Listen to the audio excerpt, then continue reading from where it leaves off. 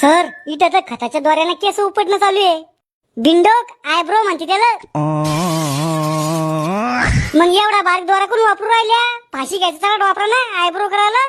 तो गोळ्या आटपेले का रे? कोणी तुम्ही? निघा बाहेर. आम्ही सीआयडी आहे. सीआयडी? पण मी कोणाचा खून नाही केला. खून नाही झाला कोणाचा? मग मेकअप करायला आले का?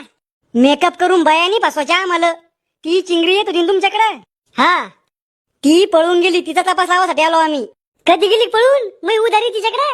डुबले तुमचे पैसे आता. तुम्ही कधीपासून मेकअप करता? 5-6 महिन्यापासून. याच्या आधी काय करायचा तुम्ही?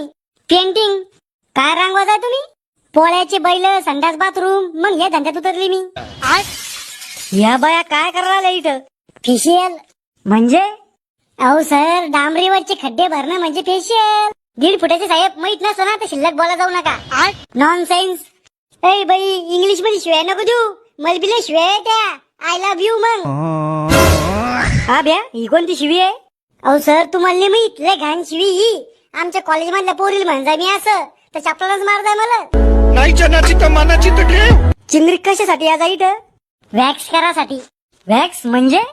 कटिंग नाव सर. दाढीवरचे हातापायावरचे केस काढणं म्हणजे वॅक्स. मेंटल हेअर रिमूव्हल म्हणते त्याला.